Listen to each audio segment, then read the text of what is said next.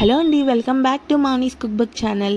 ఈరోజు రెసిపీ వచ్చేసి క్యాటరింగ్ స్టైల్లో చేసే స్పెషల్ శనగపప్పు వంకాయ కర్రీ అనమాట.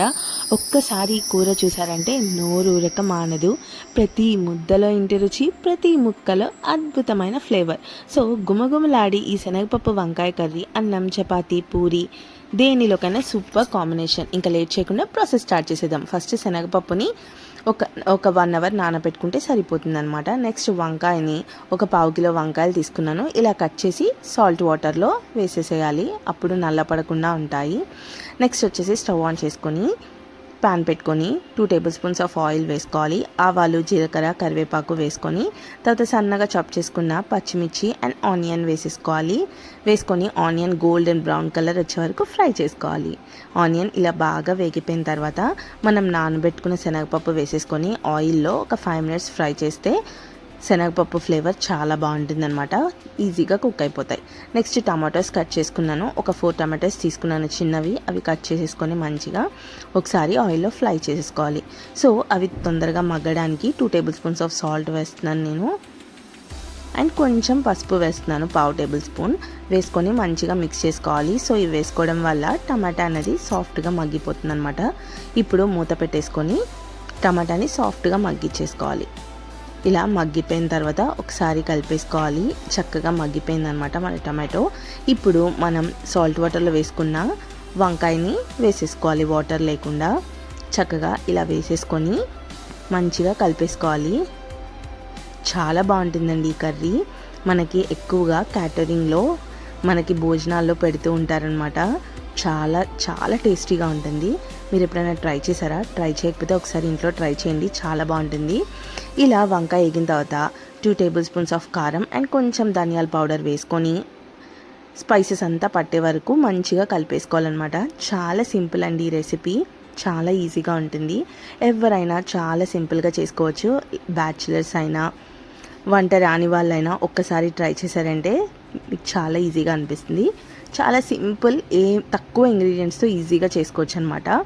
ఇలా మగ్గిపోవాలి. మూత పెట్టేసుకొని లో ఫ్లేమ్లో పెట్టేసుకొని ఇంకా దాన్ని కదిలించక్కర్లేదండి, చక్కగా మగ్గిపోతుంది అనమాట. మధ్యలో అవసరమైతే ఇలా తిప్పుకుంటూ ఉండండి. స్పైసెస్ మంచిగా పడతాయి. వంకాయ కొంచెం ఉడకగానే మనం కొద్దిగా వాటర్ పోసుకుంటే, ఎక్కువ వాటర్ కూడా పోసేసుకోకూడదు, లైట్గా పోసుకోవాలి. అప్పుడు ఆ శనగపప్పు వంకాయ కూడా మంచిగా మగ్గిపోతాయి అన్నమాట. నేను ఒక 1/2 టీ గ్లాస్ వాటర్ పోసాను అంతే. అలా వాటర్ పోసుకొని మంచిగా మిక్స్ చేసుకోవాలి.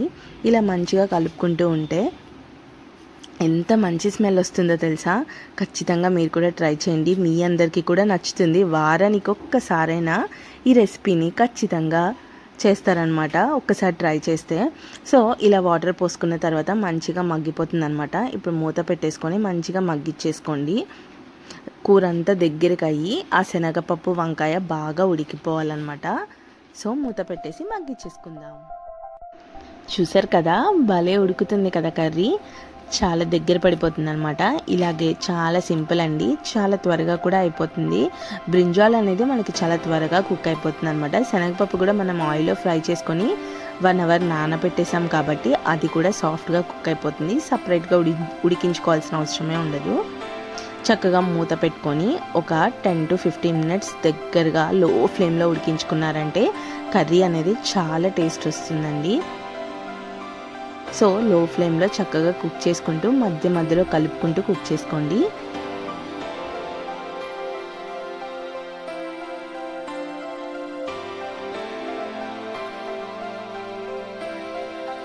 సో కుక్ అయిపోయింది. ఫైనల్గా మనం వేయాల్సింది కొత్తిమీర. సన్నగా చాప్ చేసుకున్న కొత్తిమీర వేసేసుకొని చక్కగా కలిపేసుకోవాలి. అబ్బా ఎంత మంచి స్మెల్ వస్తుందో కొత్తిమీర వేయగానే, కలుపుతుంటే అబ్బా నోరు ఊరిపోతుంది. మీకు కూడా అంతేనా? ఖచ్చితంగా ఒక్కసారి ట్రై చేయండి, మీ అందరికీ కూడా చాలా బాగా నచ్చుతుంది అనమాట.